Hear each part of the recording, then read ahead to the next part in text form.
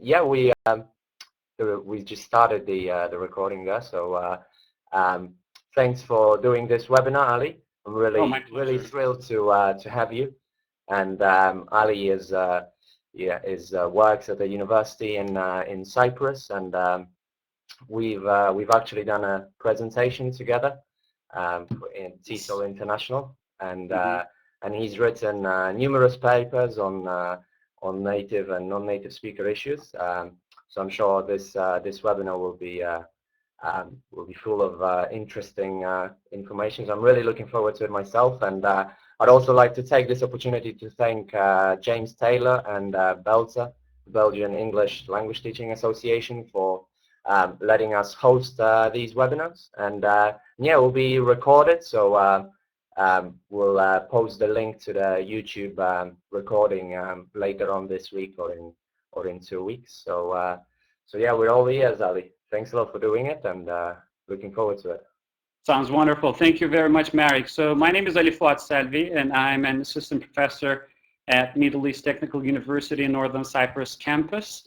And before I go ahead and start the seminar, the webinar, so I would like to thank James and Marek for this kind invitation and an opportunity to get in touch with colleagues from different parts of the world that I haven't had the chance to interact with. So I am really excited about this opportunity, and now that it is being recorded, and I think it will be a good idea to keep the discussion going on the TEFL Equity Advocates blog. So this afternoon, this evening, depending on where you are, so I'll be talking about the myths and misconceptions about the NS movement in general. So this is going to be a lot, looking at the big picture, sort of an idea, sort of a webinar. So when I was designing this presentation, my primary motivation was to focus on, the common myths and misconceptions embedded and or related to the NS movement and research. So,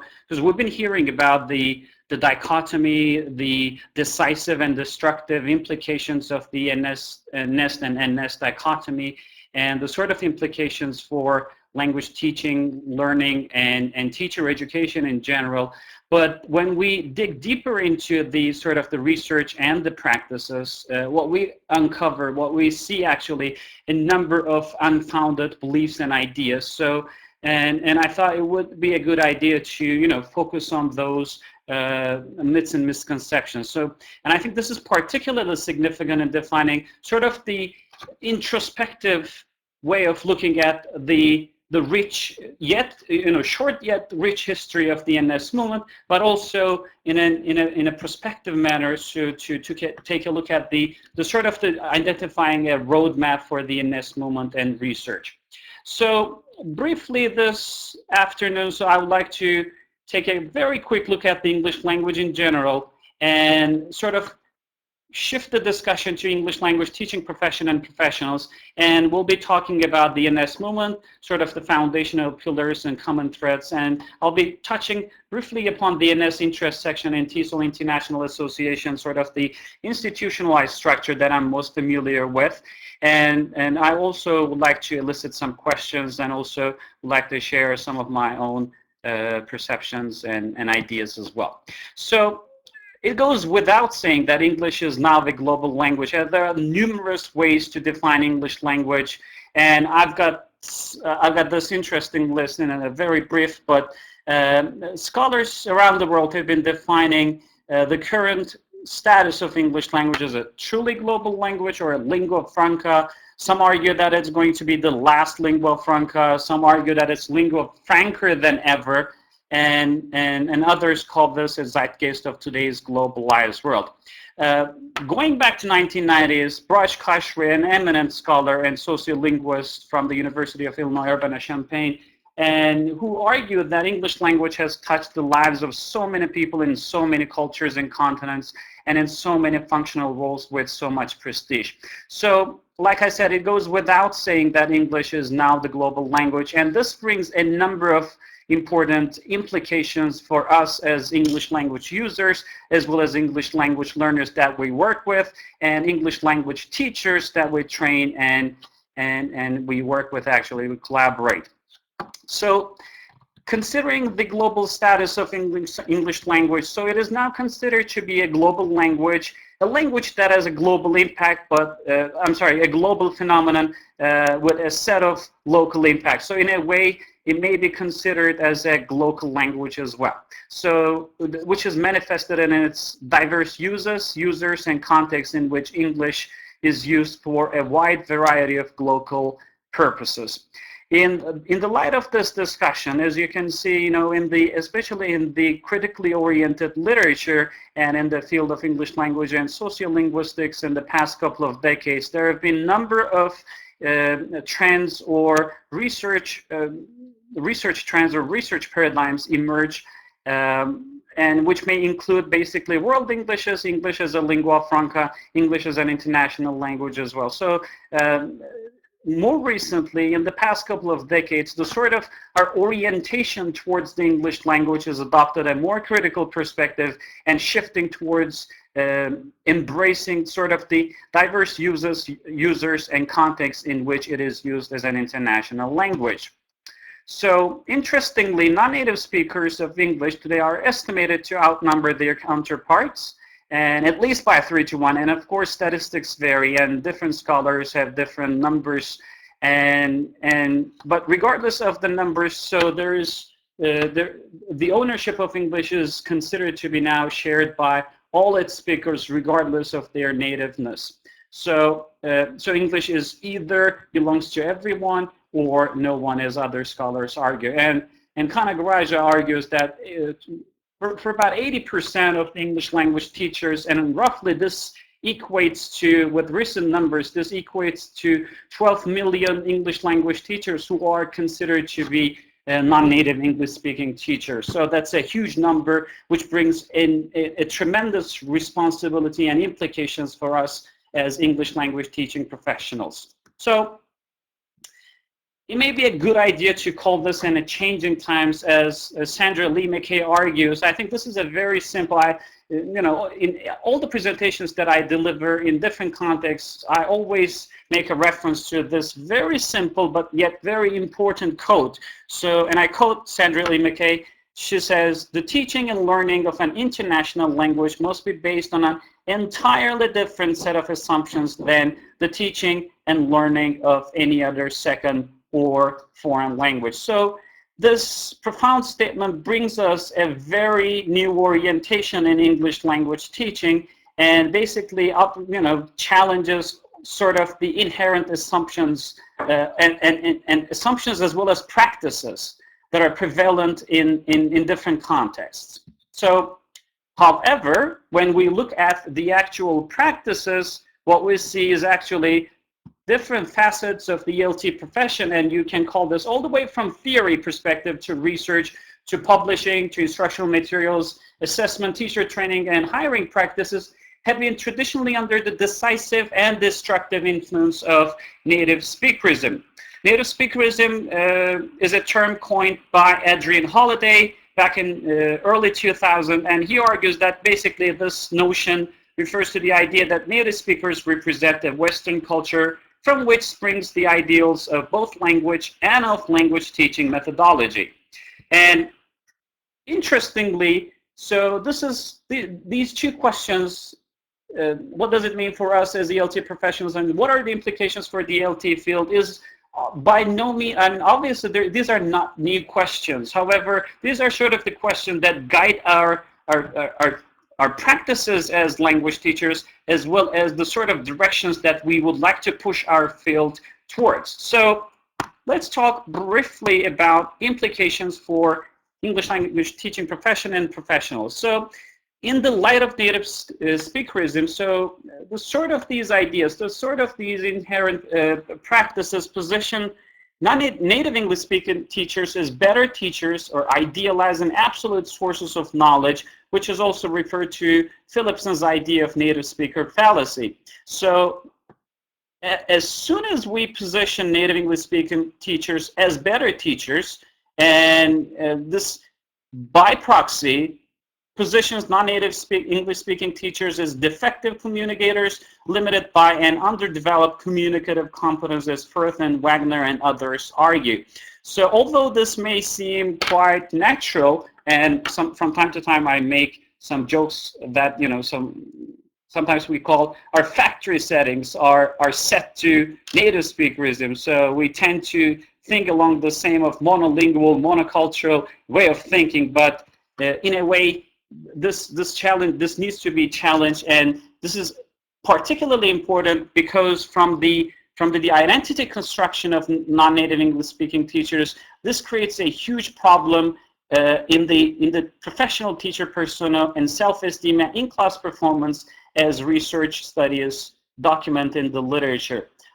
In conclusion, the whole notion of non-native English, this whole notion of native speakerism causes non-native English-speaking teachers to suffer from what others call an "I'm not a native speaker" or an imposter syndrome. So even Peter Megye himself called this as sort of a schizophrenic state of mind. So in a way, an important implication of this native speakerism creates an unprofessional favoritism, and this may take different forms in the teaching institutions, in publishing houses, and in government agencies as well. So as a result, the sort of discriminatory practices, as you and me and many others are quite aware of, create sort of discriminatory practices in hiring processes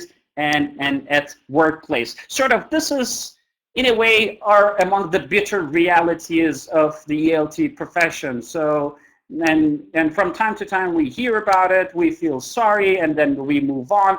And or sometimes we feel that, oh, we are in a very privileged situation because our administrators tend not to think along those lines, but sort of do not really care much about it, until a couple of decades ago, where a group of scholars got together and tried to tackle with this issue in a more systematic and more structured way, and as we will be talking very briefly in a second.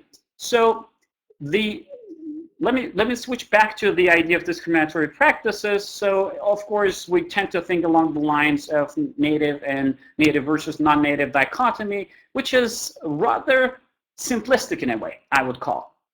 So because the matter that, so the sort of the issue that we're tackling with, as this image represents, is much more complex than sort of binary opposition.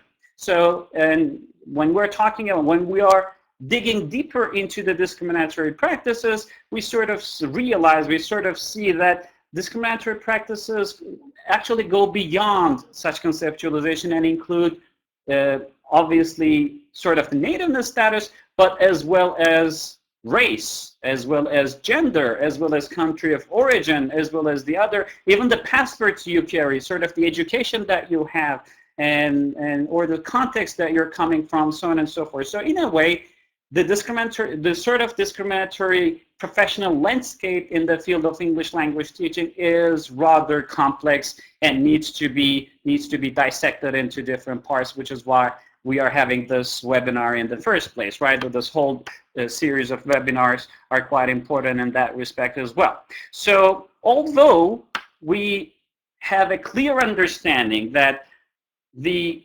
dichotomous approach to native speakerism and nativeness or non-nativeness does not necessarily be linguistically acceptable, as Lucien Lourdes argues, it happens to be nonetheless socially present and therefore potentially meaningful as an area of research in applied linguistics. So the underlying assumption, the underlying philosophy beyond, of the NNEST movement is to go beyond the native speaker as a benchmark in English language teaching, learning, and teacher education. So briefly, I would like to direct us towards the NNEST movement and discuss briefly about the foundational pillars, which I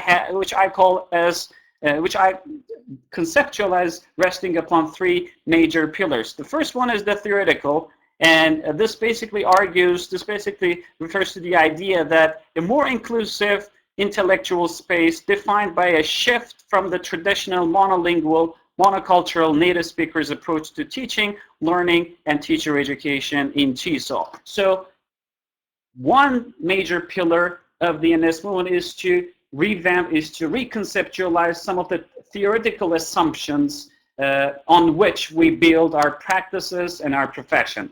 The second pillar of the NNEST movement basically refers to the practical side of it and brings together and supports a wide spectrum of threads from research, teaching, and advocacy realms to promote and hopefully institutionalize discourses of multilingualism, multi-ethnicism, and multiculturalism.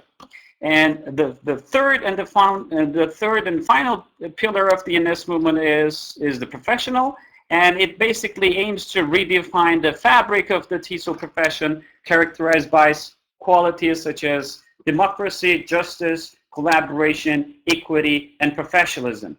As you can see, the sort of the NNEST movement is built upon larger concepts than native versus non-native, because these are not simply mutually exclusive constructs. So one of the greatest problems about the way people approach the NNEST movement is, as we will be talking about, as it's just for the NNEST, or native speakers have no role or responsibilities in the NNEST movement. But as you can see, it's just the opposite. So these are the larger qualities such as democracy, justice, collaboration, equity, and professionalism.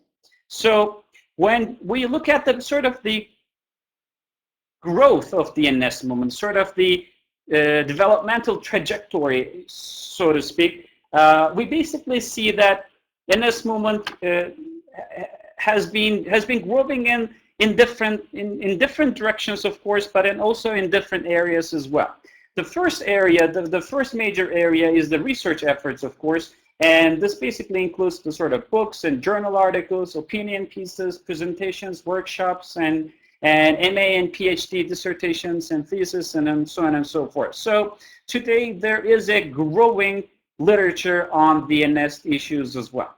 So the other aspect of the NNEST movement is basically what refers to as policy and advocacy, and with the establishment of NNEST caucus, which later evolved into an interest section in TESOL International Association, and then NNEST-related entities in TESOL affiliates, white papers, position statements are all part of the policy and advocacy practices. Interestingly, and more recently, we have initiatives such as this, the blog idea that Marek has been pioneering for the past couple of years, and the sort of the social media presence and the campaigns that we've been trying to push forward. And these are some of the interesting things that extend basically policy and advocacy practices. So it's now the policy and advocacy practices are not simply limited to institutionalized structures within TESOL International Association or other TESOL affiliates, but now it's taking us towards a more horizontal organization thanks to efforts of and volunteers and tireless individuals who dedicate their time and energy. So therefore, I would like to recognize Marek and others who are really working on this, like Stefan Fraser and Anna Vu and others who are involved in this individual advocacy practices as well. So the last aspect is the teaching activities. Obviously, there have been numerous research articles, books, and thesis, dissertations, and advocacy practices. But on the other hand, we also have individuals or a growing number of scholars who are infusing those ideas, those research and policy advocacy activities into their teaching practices. So now we have a growing evidence of infusion of NNEST issues into teacher education curriculum through class discussions, activities, and assignments. So here, after giving a macro perspective on the current status of English language and English language teaching in general, and connecting the discussion to NNEST movement in particular, I would like to now walk us through some of the myths and misconceptions that I myself have identified in the literature and in the practices. And if you have any other ideas, I'll be more than happy to have, enter into a dialogue with you and further extend this list. Okay, this is my basically list of myths and misconceptions. Okay, so the first one is NNEST movement is for NNEST. So I'm a native speaker, so I don't belong here. The other myth is native speakers are from Venus and non-native speakers are from Mars. So what I call we're two different species argument. And the third one is NNESTs are better teachers than NNESTs, or the vice versa, and non-native speakers are better teachers than native speakers. The fourth one is learners prefer NNESTs over NNEST, which may be referred to as the supply and demand debate. And the fifth one is the TESOL field is discrimination free, or why NNEST movement.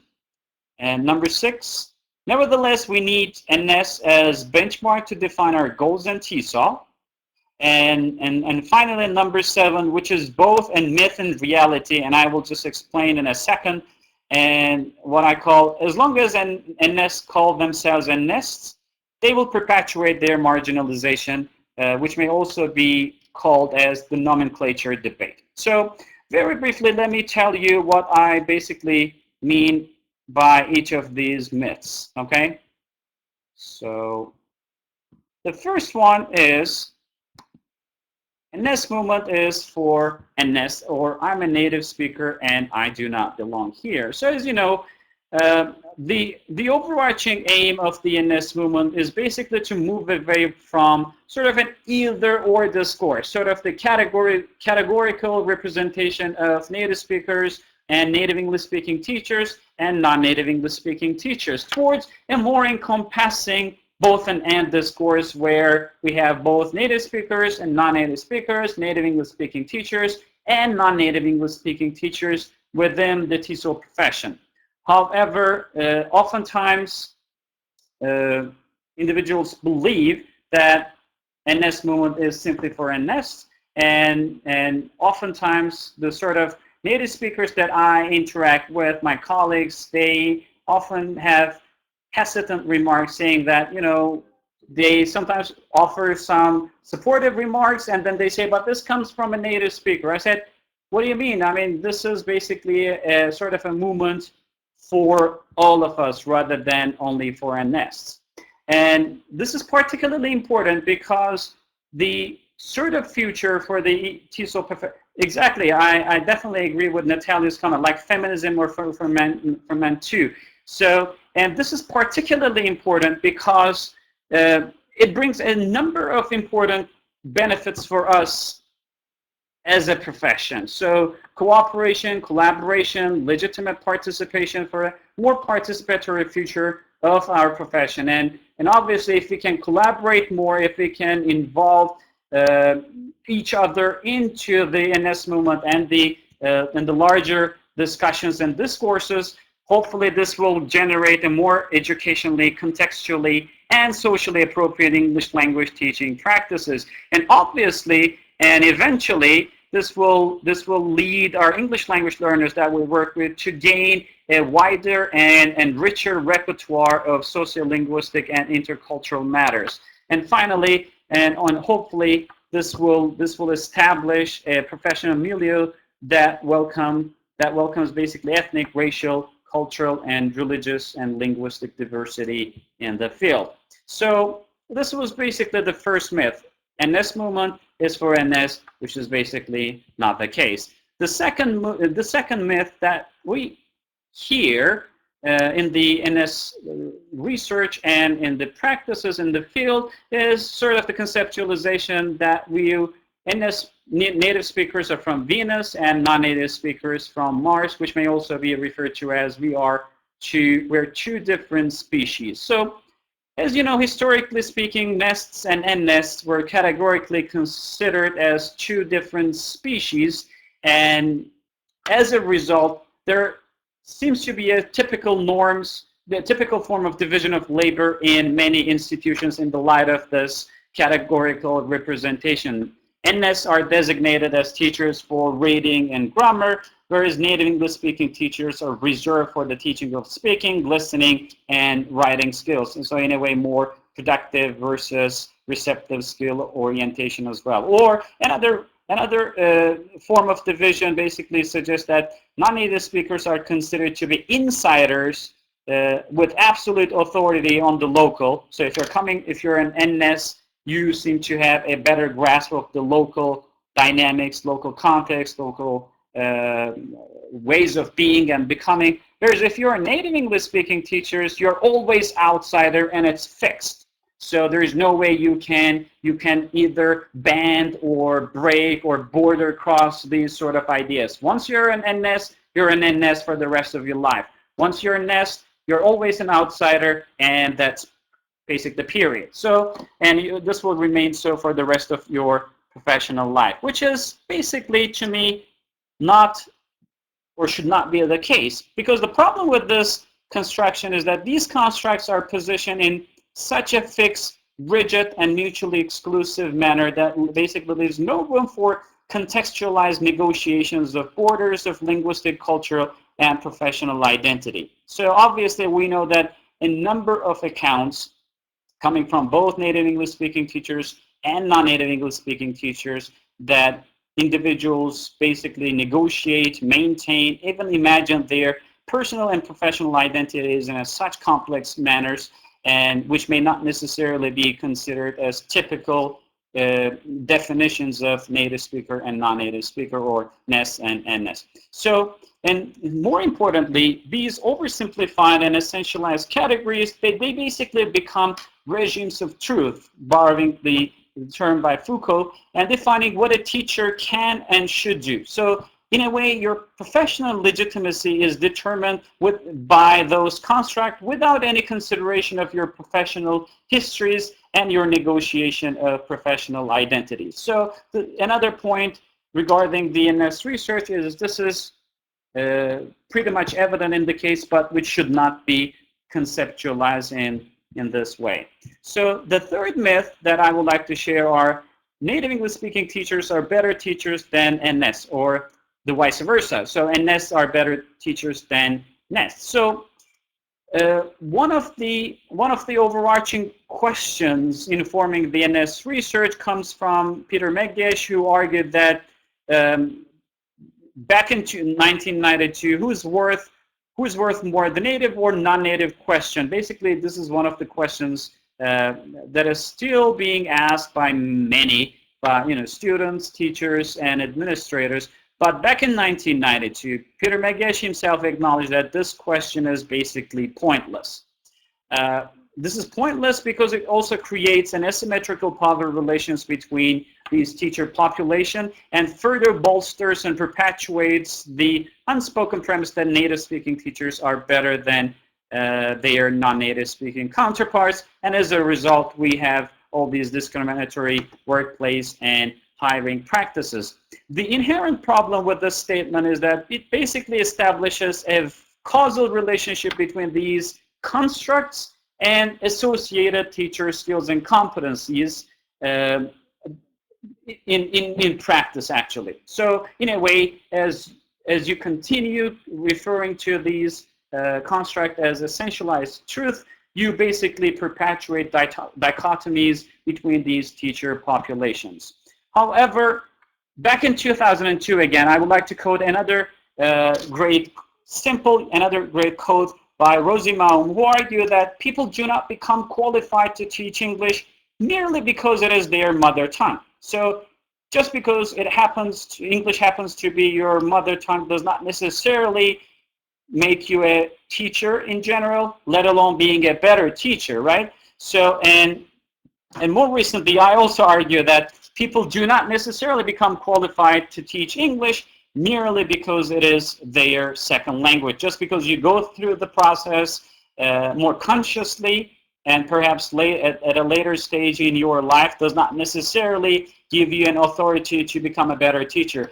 So in a way, rather than dealing with those contested constructs like native and non-native, we should spend our time our time and energy on the notions of experience and expertise and professional development, which are essential qualities for both teacher populations as well. So let's move to another myth regarding the supply and demand debate, and which is also related to discriminatory practices. And if you take a look at the sort of the practices, discriminatory practices in the literature, and or in your daily interactions with TESOL professionals, they probably say, yes, there are some negative discriminatory practices. These are not nice. However, but that's because learners prefer NNEST over NNEST, and there's nothing we can do about it. So in a way, this whole idea is used sort of a justification for discrimination, and students are often raised as customers for in demand of native English speaking teachers over non-native English speaking teachers. Yes, it may be true. Some research studies basically documented that language learners may in fact have tendency towards native English speaking teachers, and obviously there's nothing wrong about it.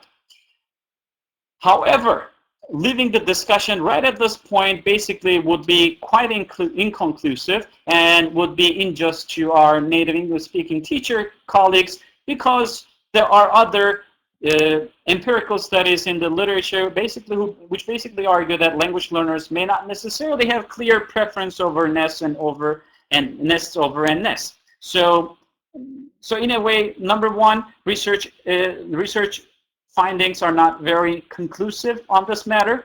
And number two, interestingly, other research studies, for instance, one by Chang and Musu and the other one by Musu, they basically argue that positive attitudes towards non-native English speaking teachers tend to increase with longer stay at an educational institution. And this basically means, if I may translate this, as students get the chance to work with a non-native English speaking teacher, they tend to build confidence. So they may start with certain hesitations, but over time they sort of gain confidence and commitment towards their language teachers. And more interestingly, students at a higher level of English proficiency show a more positive attitude towards non-native English speaking teachers as well. Moving on to the fifth myth, and the TESOL field is discrimination-free, or why NNEST movement? And my simple response to this myth is, well, it is not. Obviously, many of you may be familiar with these sort of discriminatory practices in the field, but for those who may not necessarily be familiar, sadly, sources of discrimination in the TESOL profession basically include all these different things, ranging from nativeness to accent to race and gender, religion, country of origin, schooling, age, even sexual orientation, physical appearance, and even the passport that you carry. Or, better yet, a combination of these constructs as well. So, as a result, the TESOL, there are a number of institutionalized responses opposing discrimination against NNEST, and you can see another list at the TEFL Equity Advocates website as well. But just to give you an overview, there are a number of position statements issued by TESOL International Association. The ASEAN established some centers for English language training, and California TESOL established position statements, and more recently, British Columbia Teachers of English as an Additional Language Association, they issued another position statement. And obviously, there are rules and laws, for instance, some by the European Union. They basically oppose sort of the discrimination in the field. Number 6, in the light of all these ideas, perhaps perpetuating the sort of dichotomy between native speakers and non-native speakers, and more specifically NNESTs and NNESTs. And some might still argue that nevertheless we still need native speaker as a benchmark to define our goals in TESOL. And what I would like to do, I would like to remind the earlier code that Sandra Lee McKay, and regarding basing our practices in English language teaching to an entirely different set of assumptions than the teaching and learning of any other second and foreign language. So if English is an international language and there's no question about it, wouldn't be too naive to simply assume that it should be and it will be taught just like any other second or foreign language. So in a way, this positions us and the entire field and our practices to a different level. And because relying solely on native speaker norms is not a practical, not an appropriate, and not a fair endeavor to begin with. Okay, so the final point, the point that I would like to share is in both myth and a reality. And the reason why this is called both myth and reality is because I'm still grappling with this idea whether to call this a myth or a reality, and perhaps I'd like to hear your ideas and to see what you think about it as well. So this is sort of the an important idea that will also shed a bright light to the future of the NNEST movement. And let's see what you think about it. So as long as NNESTs call themselves NNESTs, they will perpetuate their marginalization or self-marginalization, which is also referred to as the nomenclature debate. So first of all, there are a number of questions that we can pose with respect to this idea. And first and foremost, why is it called NNEST movement? A few minutes ago, I was just, asking for or trying to embrace both native speakers and non-native speakers and native NNESTs and NNESTs, and regarding the code that we just shared and with respect to feminism as well, we're trying to establish a wider participation, but we were simply using NNEST as in the title, right? So, or in a way, we call this a movement by NNEST, and Brett says, why do we use an acronym by any other name would be as confusing. Another question would be, if we are aiming to move beyond the problematic and mutually exclusive constructs such as native speakers and non-native speakers, why are we insisting on calling ourselves NNESTs to begin with, right? Or if we are advocating for NNEST, whose professional qualities, competencies, and personas confined into the non-prefix and defined in terms of native English-speaking teachers, why do we still insist on the term? If we seek for greater participation, collaboration, and inclusivity with our NNEST colleagues, wouldn't we be limiting our scope and efforts by othering our native English-speaking teacher counterparts or colleagues by calling the interest section and the movement after the term NNEST?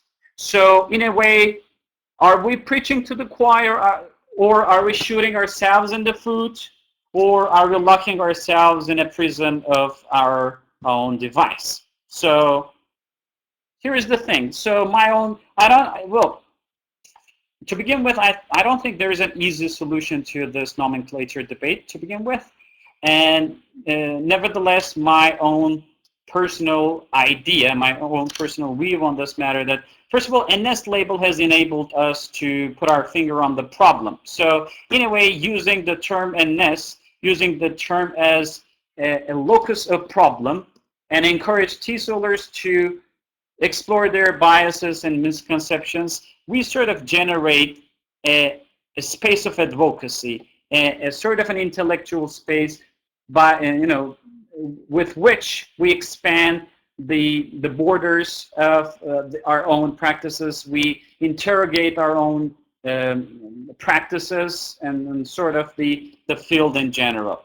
On the other hand, it is also quite significant that the accumulation of scholarship that over the past couple of decades necessitates and validates a move on the next level. And the next level is the reconsideration of ideas and ideals of the movement in the light of the past achievements, present day realities, and future directions. So perhaps in the next couple of years, in the next decade or so, we'll probably go ahead and abandon the term NNEST or NNEST movement or NNEST whatever in general, right? So we'll probably adopt something more encompassing, something more inclusive, so on and so forth. However, we should not simply forget the fact that if we are looking for this idea, it is thanks to what NNEST movement has accumulated over the past couple of decades. So I would like to see I'd like to sort of adopt a more balanced approach and try to recognize both the myth and the reality perspective as well. Okay, so one thing I would like to leave our listeners with is sort of an interesting point by Edwin Markham, and he basically talked about the fact that, you know, but before I go to the poem, so one thing I perhaps need to remind that the understanding is a prerequisite to change, and it's a testament to the complexity of the matter, but defines sort of the directions we pursue. So understanding the sort of myths and misconceptions embedded in the NNEST movement and NNEST research is quite significant in designing and shaping, sort of building the roadmap and future directions, future trajectories we have, and therefore it is quite significant to, you know, from time to time remind ourselves what we believe, what we think, what we argue, and so on and so forth, and adopt sort of a critical perspective on this. So this insightful poem by Edward Markham says, he drew a circle that shut me out, heretic, rebel, a thing to flout, but love and I had the wit to win. We drew a circle and took him in. So perhaps this will be the circle that will probably take us all in. So here I have some ideas to join the movement. So there are a number of different things that you can do to be an organic part of the NNEST movement. You can visit the homepage, you can join the conversation, you can join us on Facebook, Twitter, you can read our NNEST of the month and our general blog, and you can read the interest section newsletter as well. So the fact that you're now in this webinar basically tells us something, that you seem to be interested in this, which is wonderful, and I hope we will meet again in the future endeavors as well. So one additional thing that I would like to leave us with, I think this is my final slide before I thank you, is first of all to is to conceptualize NNEST movement is sort of a shift from native speakerism to professionalism, and this is not an easy task as you experience on a daily basis and as you hopefully become an organic part of it. And this basically necessitates, first of all, conceptualize. It needs to be conceptualized and implemented as a collective and distributed effort. So it is not very practical to call for some part of the TESOL profession to be more professional and the other parts to be more native speaker oriented. You know, it needs to be conceptualized and implemented as a collective and distributed effort. So which basically highlights the need that native speakers as well as non-native speakers are definitely organic part of the NNEST movement. The other point is the shift from native speakerism to professionalism may be contextualized in a framework for action, which may include awareness, advocacy, and activism. So some may be aware, others may be more involved in the advocacy practices, but others hopefully will take this to a more significant level and become an organic part of the an active part of the action from native speakerism to professionalism. And the final point is the sort of shift needs to be built upon both vertical or organizational structures such as TESOL International Association, IA TEFL, the sort of the TESOL affiliates, more institutionalized responses. But on the other hand, it will also benefit extensively from horizontal organizational structures like the webinar that we are having right now. So thanks to webinar, thanks to this blog, thanks to this great initiative, by Belta, James, and Marek, and others, we're now reaching to a wider population and wider audience that other vertical organizational structures wouldn't basically allow us. So in a way, the sort of shift needs to include both vertical and horizontal organizational structures, I would argue. And thank you very much.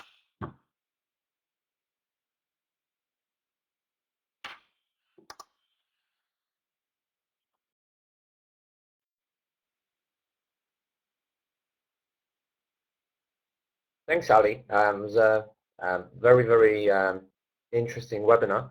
So we've still got 10 minutes. So perhaps if you've got any questions or comments about any parts of the webinar, then maybe you leave a question for Ali in the chat box, and then we can catch up as well with some of the previous comments in the chat box. There was a big discussion about CELTA as a qualification, and you know, and then the sort of it happens sometimes that you know, a native speaker with, you know, a CELTA is considered qualified, whereas a non-native speaker with a master's degree right. Will not be. I don't know what you think about that, Ali. So again, I don't think I don't think we should compromise when it comes to qualifications as well. So again, it's just a way of trying to leveling the playing field by simply saying, oh, okay, by the way, you may have spent so much time and energy on a bachelor's and a master's degree, but here is a native speaker with a CELTA, and we're fine about it. And I think one thing that we should remind ourselves, and more specifically to our native English-speaking teacher counterparts, our colleagues, one thing we need to remind that native speakerism destructs everybody. It hurts us all, because let's imagine someone with a native English-speaking teacher with a CELTA, right? How would you feel if you're a native speaker with a bachelor's or a master's degree in English language teaching? So you have devoted so much time, energy, money, all these resources, and then someone else with a CELTA comes in and gets the job. And again, so this is also not fair to our qualified native English-speaking teacher colleagues as well. So it basically hurts us all. It basically lowers the professional status of this profession, and they can simply, and I'm not trying to make generalizations here, but our anecdotal evidence suggests that people may come, do whatever they do, and then leave, but when they leave their mark on this profession, which we try to,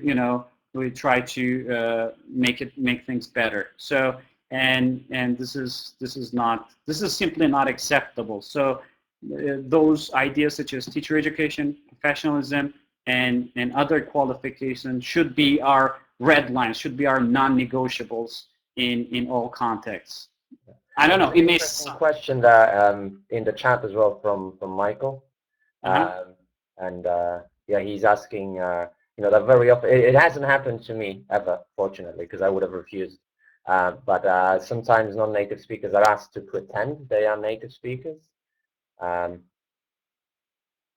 I think I have also encountered such examples, and this is also quite prevalent in Asian context. If you're white, if you're Caucasian, if you're blonde, and you may very well be marketed and be quote-unquote presented as native speakers. Even here in Turkey, I have encountered some examples of some Russian colleagues and some colleagues from different parts of Africa being marketed by teaching institutions as native speakers. This is basically cynical. This is basically this is no more than trying to converting native speakerism into profit, into US dollars, into British pounds, into euros, whatever currency, into Turkish liras, whatever currency that you may think of.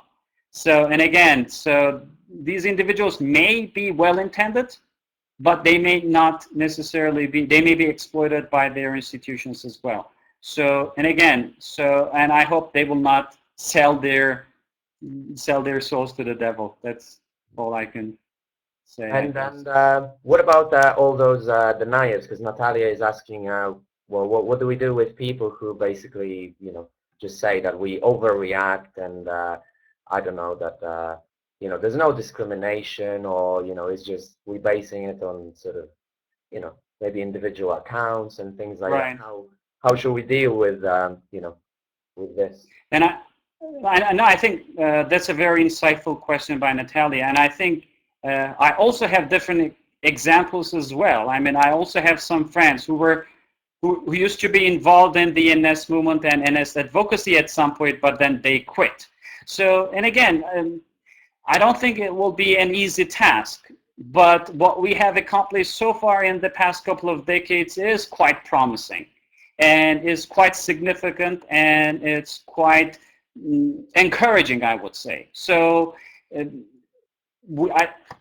and initiatives and examples like the blog idea, the webinar, the sort of presentations, the co-presentations, and sort of supporting each other on Facebook and the other venues and outlets. And I think these are some of the individual ways of, this is a movement to begin with, right? This is, and not, well, just like any movement, so there will be some thorny times, there will be some times that we say, okay, that's it, I'm out, or you will feel yourself quite alienated, you will quite isolated, very insignificant. But there will be other times where even simply trying to recruit some friends, working with prospective employers, seeing sort of actual change in the employment practices will feel us quite successful and accomplished. And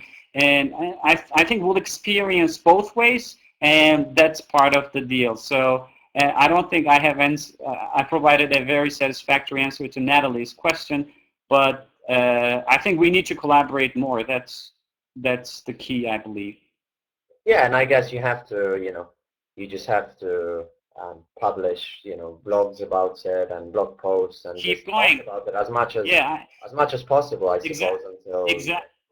No, I think it's very good. So the fact that we are now having this conversation is even quite significant. So it is now established as a very valid area of research in the field of applied linguistics. This is a huge accomplishment, and it is now being infused into the bachelor's and master's degree curriculum. It is fantastic. So people seem to have all these ideas, even though they may not necessarily be an organic part of it. They seem to have at least some idea. Others will probably have never heard about it, or they may simply say, okay, I really don't buy into this, or they may have their own ideas. But again, and the fact that I'm hearing Natalie's question is a great idea. I mean, it is a great way to see that, we are, building networks, we are expanding our contacts and so on and so forth. And I think it's wonderful. Yeah, and I guess, you can't convince everybody in 5 minutes. And I think even, if you're able, if each of us would be able to convince one employer to stop discriminating people, that's quite a lot of employers, isn't it? Right, and that's true. That's true. Exactly.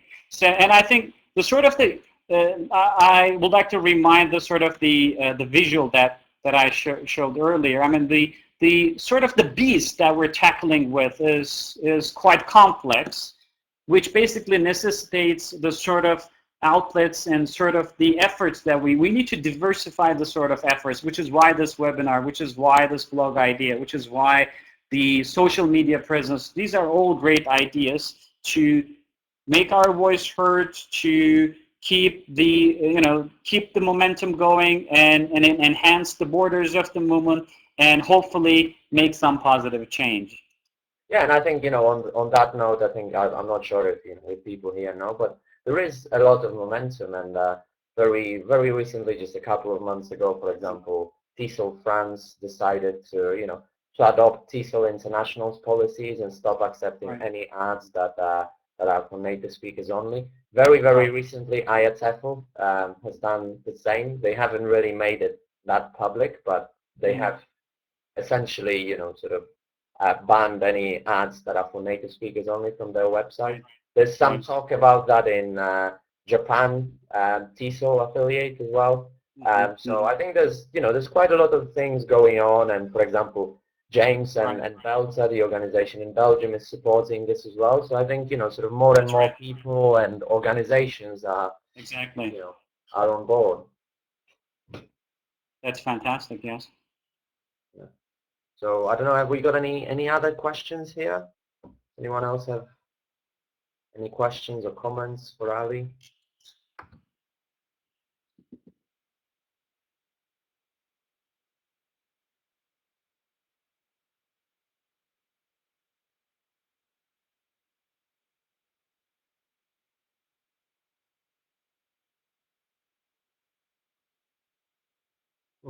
That's an interesting one from Michael. How would you present the NNEST issue to an employer? Oh, okay.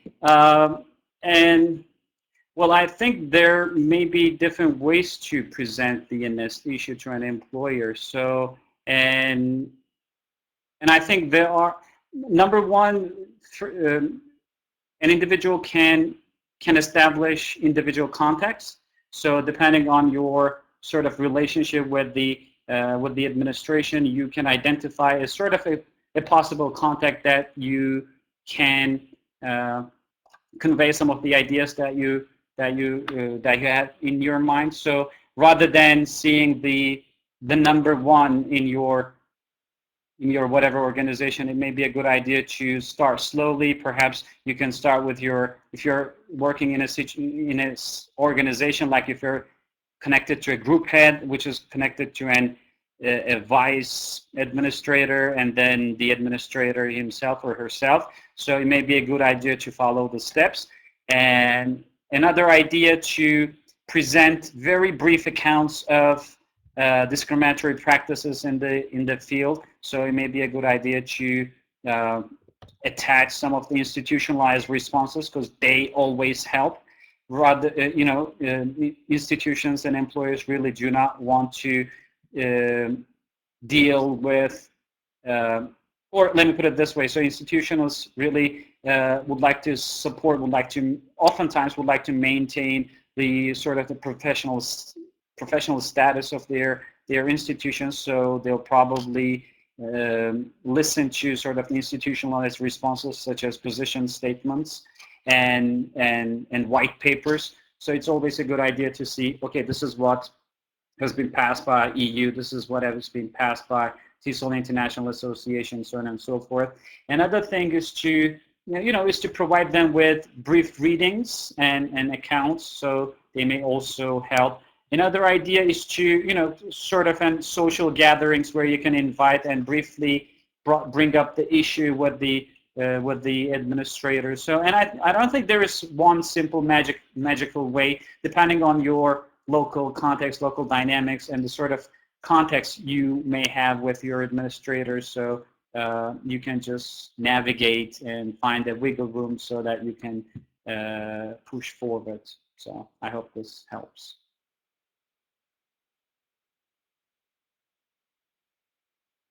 Yeah, I agree, and perhaps like sort of on an individual note, you can, for example, try and give a workshop.